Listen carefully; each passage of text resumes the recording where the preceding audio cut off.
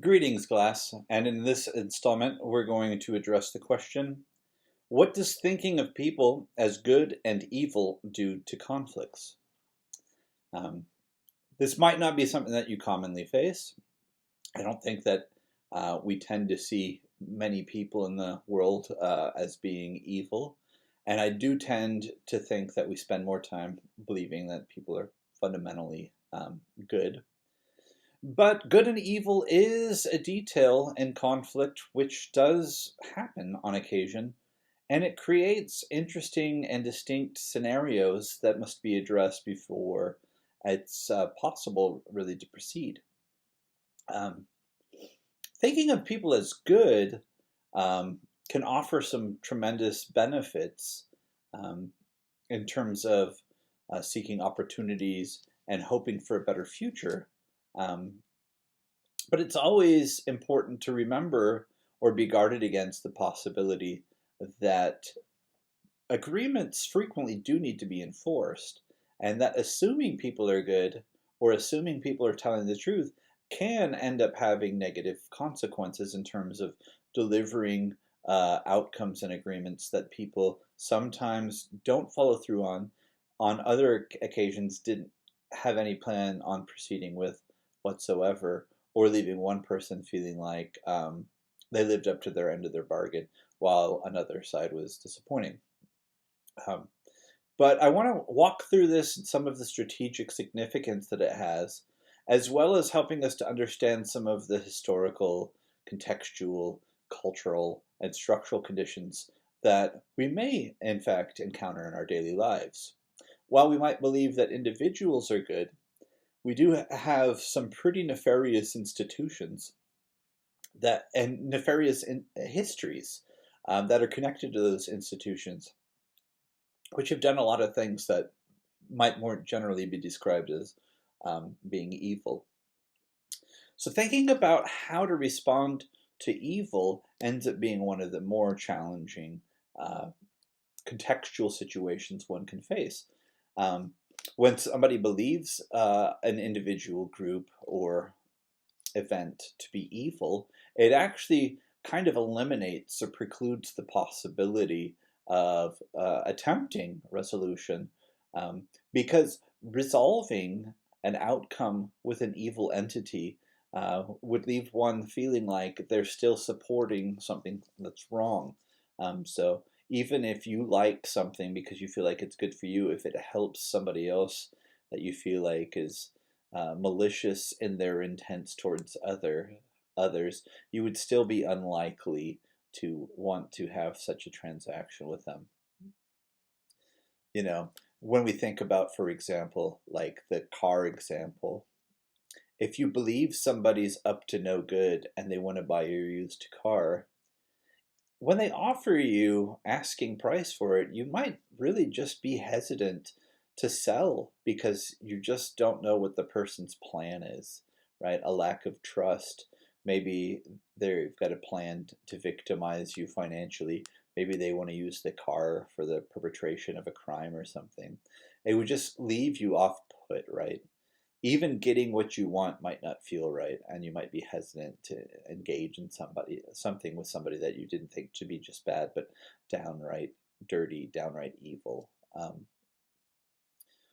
And so that's a consideration that takes place in a number of evaluations of political agreements where, um, especially when thinking about the United States of America engaging in, um, you know, deal making with other state actors where those states have perpetrated potentially crimes against humanity. Um, the thought of aiding and abetting in those crimes would be enough to be potentially dismissive of any potential gains, and so forth. And when it comes to the foreign policy development, frequently one of the safeguards is to have some rigorous preconditions that are in place so that before a discussion would even happen, certain conditions would need to be met, which would make it seem kind of justifiable in order for the conversation to take place. Historically, this has been the case with North Korea as an example.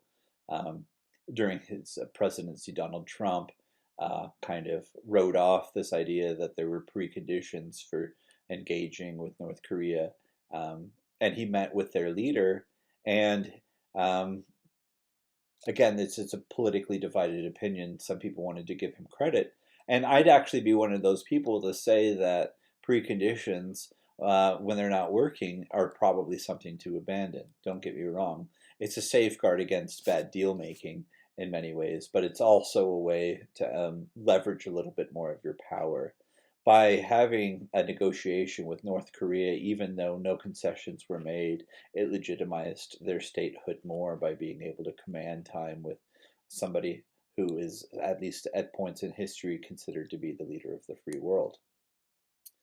But many people would say that North Korea came out on top, that concessions at some levels were granted, that they were able to receive benefit without having to provide any any relief or follow through on the part of North Korea.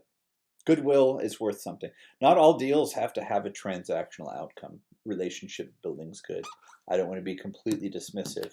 Um, but on the whole, calling North Korea evil, which is what the segment's about, really gets in the way of the ability to be able to proceed.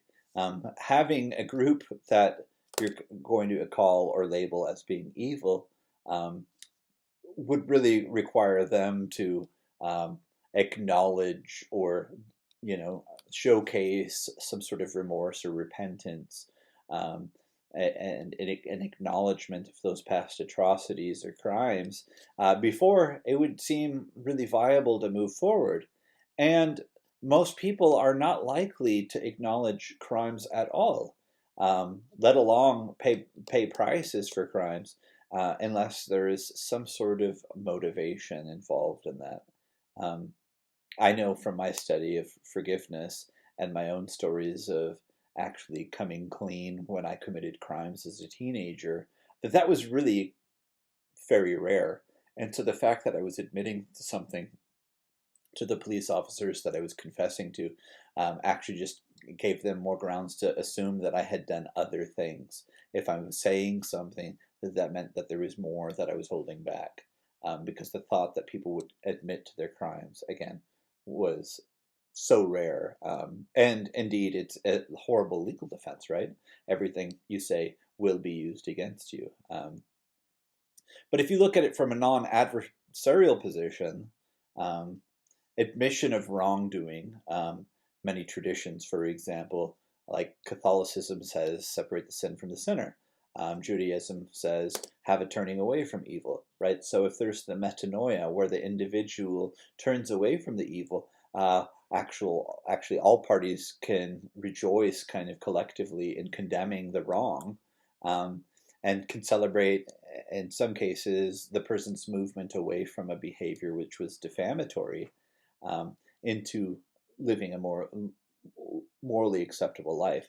But again, as long as the label is present, if you believe someone to be evil, by all accounts, it makes it hard to have transactions with them, to relate to them, to trust them, to do any of the things that one would assume in conflict. It also makes it hard for peace building. It makes it hard for a number of processes.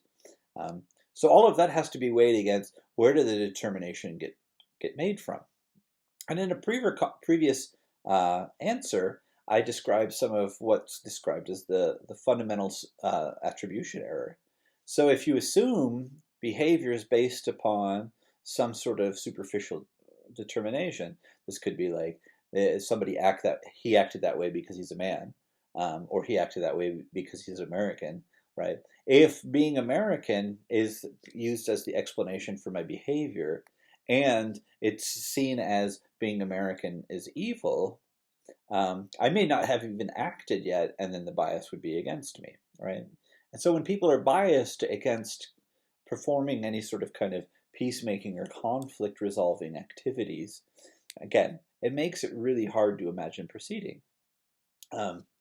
So where I've used some of these lines, like trust is built when we make and keep agreements, I don't have anything that's super tidy, like people are seen as good when they do good things.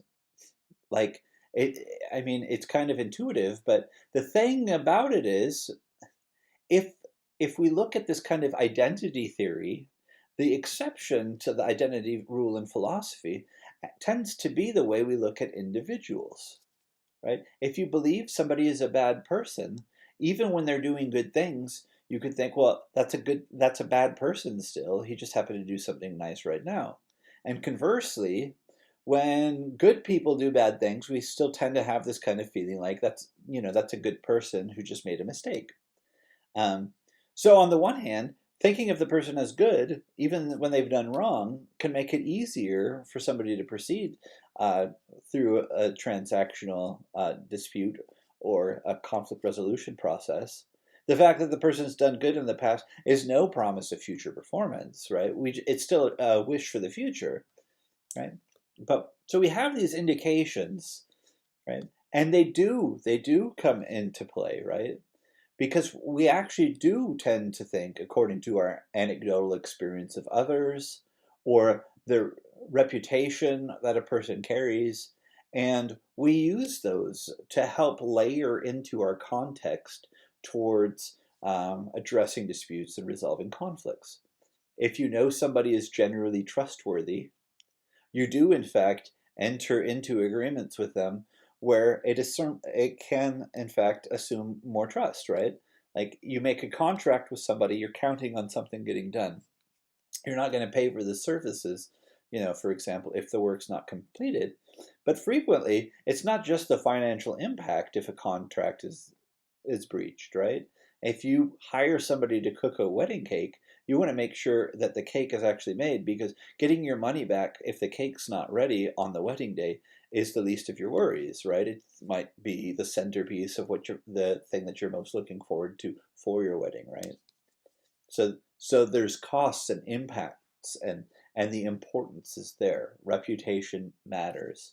Um, so if a person has a reputation for not getting things done on time, well, I won't necessarily saying being late is evil, right? In some cultures, that would be considered being on their time, right? It's a kind of pejorative way we speak of certain cultures, but frequently people will say somebody's on such and such time, and it's used as a declaration that like you shouldn't expect them to be on time. Um, but our senses of what it means to be punctual are different, and that might not just be cultural. Like it could be class based, right? If you rely on public transportation, your ability to actually be places on time um, is more dependent on whether or not you make your connections. And if there's traffic, sometimes you're delayed, and you wouldn't be held to the same standard. Um, Although some people still expect you to be on time, even when other things can go awry. But again, so if we think that somebody's behavior is attributable to kind of our identification with them as being morally good or morally evil, then that feeds into the way we engage in the conflict. And if we engage in the conflict with somebody whom we believe to be evil, our likelihood of taking risks, for example, right? Well, withholding a possible risk-taking behaviors totally is justified for the individual who thinks that the other person is just not as trustworthy. Um, and I think they get compounded or exaggerated again if you think that the person is evil, right? In a previous session, I talk about negotiating with somebody who doesn't want to play, right? Well, if you don't trust the other party, you very well could say, yeah, I don't want to negotiate on this, right?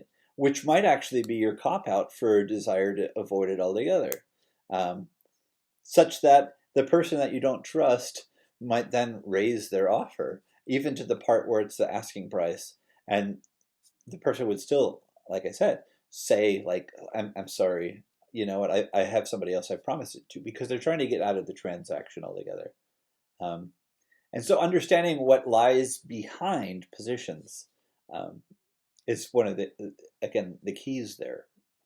But if we look at it on the whole, and we look at declarations of good and evil, another detail that needs to be explored is the part that it's the enmitification of calling someone evil, right? But it's also dehumanizing, right? Good versus evil means that we are in some sort of diametrically opposed struggle. But calling someone evil also makes them kind of inherently less than. So this is part of kind of the nature of our narrative and our language that justifies violence in many contexts. And so analysis of World War II, for example, showcases the way that this psychologically played out. There's a number of distinguishing factors between Germany and Japan. Don't get me wrong, I don't want to abbreviate it to a part where it's butchering history. But the United States of America did appear to reconcile its relationships with Germany more rapidly than it did with Japan after World War II. And part of that would be based upon, despite the fact that we were fighting, Japan actually attacked Hawaii. We were attacked on our soil by the Japanese, where for all the death and destruction, the Germans never made it to America. But the other part is that the propaganda against Japanese was more like ethnically, culturally based and informed and in some ways effective. Part of that happened to do with the fact that more Americans would have German ancestry than Japanese ancestry. Part of it was actually that there is a distinction made between German and Nazi. But part of it was that there was rigorous propaganda to showcase things about the cultural norms and mores of the Japanese and their involvement in World War II.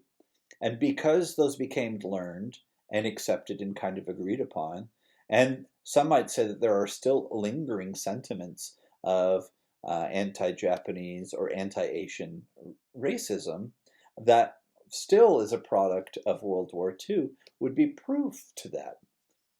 But again, when it was pitted, right, and World War II didn't showcase it and the degree that World War II is the Axis and the Allies, and our war on terrorism was pitted as good versus evil.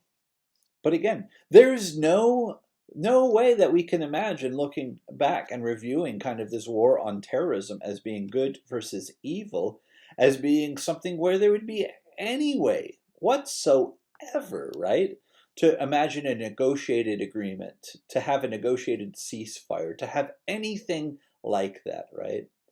Because it's pitted as a war versus good versus evil. They hate us because they hate our freedoms and all these things. And then people, right, we've been socialized to this violence.